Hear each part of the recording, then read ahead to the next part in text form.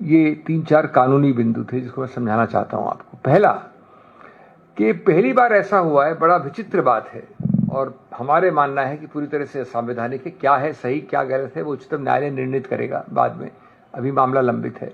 लेकिन पहला बिंदु ये है कि 2003 के इलेक्टोरल रोल पे समझ लीजिए 100 लोग हैं, आप 100 के 100 लोग 2003 में हैं, और 2003 जिसको अब 25 से 22 वर्ष हो गए, उसके बाद लगभग मान लीजिए 100 लोग और या 200 लोग और उसमें जुड़े हैं उस लोग। तो इस प्रशासनिक आदेश द्वारा चुनाव आयोग के ये कहा गया है कि 2003 वाले लोगों को हम नहीं देखेंगे, नहीं छुएंगे, लेकिन इस प्रक्रिया जो अब चल रही है उसके अंतर्गत हम हर उस 2003 के बाद वाले व्यक्ति को एक संदिग्ध कैटेगरी में डाल देंगे। संदिग्ध कटघरे में प्राथमिक रूप से उसको यह बताना पड़ेगा हमें कि कैसे वो नागरिक है, कैसे उसका लोकस है, नहीं तो उसको हटा देंगे हम।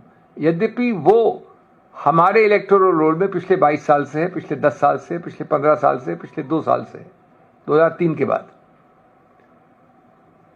और जो जिम्मेवारी है ये सिद्ध करने की, ये चुनाव आयोग की नहीं है।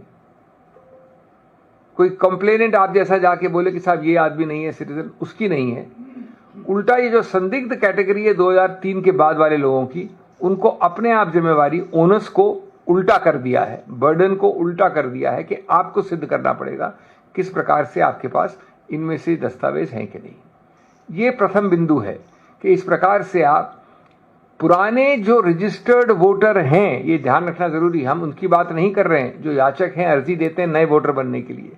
हम उनकी बात नहीं कर रहे जो याचक हैं, अर्जी देते हैं नए नागरिक बनने के लिए। हम उनकी बात कर रहे हैं जो इलेक्टोरल रोल में 2003 से बैठे हैं, कोई 10 साल के लिए, 5 साल के लिए, 12 साल के लिए, 15 साल के लिए, 20 साल के लिए। और दूसरा बिंदु इससे संबंधित कि आप जो 2003 के बाद के हैं लोग, वो सिर्फ 3 कैटेगरी में हम बांट रहे हैं। उनका समय सीमा दिए, मैं आपको डिटेल से बोर नहीं करूंगा।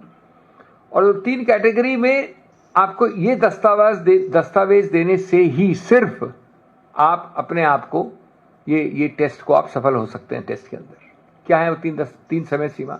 समय सीमा 1 में अगर आप पढ़ते हैं 2003 के बाद वाले लोग, तो उसमें आपको अपने खुद का जन्म दिवस का सर्टिफिकेट देना पड़ेगा, बर्थ सर्टिफिकेट, यानी मेरे को अपना। अगर आप दूसरी समय सीमा में पढ़ते हैं तो मेरे को अपना या मेरे माता या मेरे पिता, दोनों में से एक का। और तीसरे में मुझे अपना, मेरे माता का और मेरे पिता का, तीनों का सर्टिफिकेट देना पड़ेगा। उसके अलावा अगर आप ये सिद्ध नहीं करते हैं तो फिर आप उस 2003 की बाद वाली इलेक्टोरल रोल जो प्रकाशित हो चुकी इतने वर्षों, उसमें नहीं रह सकते। मैंने मजाक में कहा, जजेस को भी मैंने कहा कि साहब ये बहुत संदेह की बात है कि दिल्ली में कौन से ऐसे लोग हैं हमारे जैसे जो अपना खुद का बर्थ सर्टिफिकेट ला सकें। अपने माता या पिता की बात तो दूर है, मैं अपना सर्टिफिकेट आसानी से, कि मुझे पूर्व सूचना नहीं हो कई महीनों की, तो नहीं दे सकता बर्थ सर्टिफिकेट। तो ये था मूल मुद्दा, जो एक संदिग्ध कैटेगरी बनाना, एक जिम्मेवारी उल्टा करना, बर्डन ऑफ बदलना। तीसरा था कि ये सब किया गया एक प्रशासनिक कार्रवाई द्वारा। कानून में कोई बदलाव नहीं है। रिप्रेजेंटेशन ऑफ पीपल्स एक्ट होता है जो मूल ढांचा जो कानून का है इस विषय पे, उसमें कोई बदलाव नहीं है। कोई स्टैट्यूटरी नोटिफिकेशन नहीं है, एक प्रशासनिक आदेश है, एक प्रेस नोट है। और ये अधिकार क्षेत्र, जो तीसरा बिंदु सबसे महत्वपूर्ण है, मुख्य रूप से एक तरफ देखता है, एक कसौटी को देखता है, नागरिकता। तो बड़ा सरल आंसर है, नागरिकता की कसौटी को देखने का अधिकार क्षेत्र चुनाव आयोग में नहीं है। नागरिकता हो या न हो, या जो एक स्थापित वोटर लिस्ट में व्यक्ति है उसकी नागरिकता के कारण हटाया जाए कि नहीं, वो किसी और ट्राइब्यूनल को, कभी फॉरेनर्स ट्राइब्यूनल होगा, कभी एमईए होगा, कभी सरकारी एक प्रक्रिया होगी सिटीजनशिप एक्ट के अंदर, वो एक अलग एक्ट है। लेकिन रिप्रेजेंटेशन ऑफ पीपल्स एक्ट में पिछले 75 साल में कभी ये नहीं कहा गया कि हम आपके दस्तावेज देखेंगे एक मूल उद्देश्य के साथ कि नागरिकता आपकी कहाँ है। तो नागरिकता का अधिकार क्षेत्र भी आपके आसपास नहीं आता चुनाव आयोग के। ये तीसरा अहम मुद्दा हमने उठाया है मैं किसी मुद्दे के मेरिट्स की बात नहीं कर रहा हूं, मैं ये बता रहा हूं कि हमने क्या मुद्दे उठाए, उनमें निर्णय क्या होगा वो उच्चतम न्यायालय का अधिकार क्षेत्र है, मेरा नहीं, आपका नहीं। चौथा, हमने कहा कि एक बहुत पुराना निर्णय है उच्चतम न्यायालय का ही, उसका नाम है लाल बाबू हुसैन, जिसने कहा है कि नागरिकता के विषय में और जो ये कैटेगराइजेशन है दो तरह का, एक तो वोटर जो लिस्ट में आना चाहता है पहली बार, और दूसरा वोटर जो लिस्ट में बैठा है ऑलरेडी कई वर्षों से। ये दो अलग कैटेगरी हैं।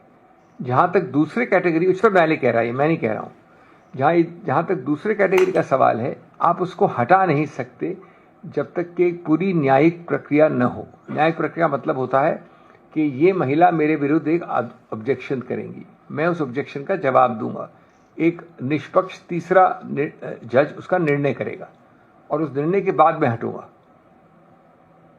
आज चुनाव आयोग प्रशासनिक एक सूचना द्वारा ये कर रहा है, वो भी कुछ दिनों में, कुछ हफ्तों में, बहुत अल्प समय में। पांचवा बिंदु था हमारा कि ये जो संदिग्ध कैटेगरी मैंने बोली, ये लगभग 4.9 यानी 5 करोड़ की कैटेगरी है। 5 करोड़। भारत का सबसे ज्यादा वोटर वाला प्रदेश है उत्तर प्रदेश, उसके बाद नंबर 2 पे आता है बिहार। टोटल लगभग 8 करोड़ मतदाता हैं, उसमें से 5 करोड़ इस संदिग्ध कैटेगरी में आ गए। फिगर बदलता रहता है, 4.9 4.4 से फर्क नहीं पड़ता। तो अगर इसमें से आप 2 करोड़ को भी निष्कासित कर देते हैं, डिसएनफ्रेंचाइज कर देते हैं, वोट बंदी कर देते हैं, तो चुनाव कैसा? चुनाव का सबसे अहम एक पुराना सिद्धांत है हमारे कानून का कि एलपीएफ, लेवल प्लेइंग फील्ड, सबसे महत्वपूर्ण चीज है। लेवल प्लेइंग फील्ड आधार है चुनाव का, वोटर का, और चुनाव और वोटर और लेवल प्लेइंग फील्ड आधार है गणतंत्र, लोकतंत्र का। और लोकतंत्र, गणतंत्र आधार है बेसिक स्ट्रक्चर का, मूल ढांचे का। इसका मतलब है कि अगर मैं संविधान संशोधन द्वारा भी कहूं कि लोकतंत्र में ये नॉन लेवल प्लेइंग फील्ड हो सकती है या 1 पर्सन 1 वोट नहीं आवश्यक है, तो वो मूल ढांचे का संविधान संशोधन अपने आप में असंवैधानिक होगा, क्योंकि वो मूल ढांचे का उल्लंघन करता है। तो ये बहुत ही एक खतरनाक और बहुत ही एक विशेष, स्पेशल, अजीबोगरीब प्रसंग था।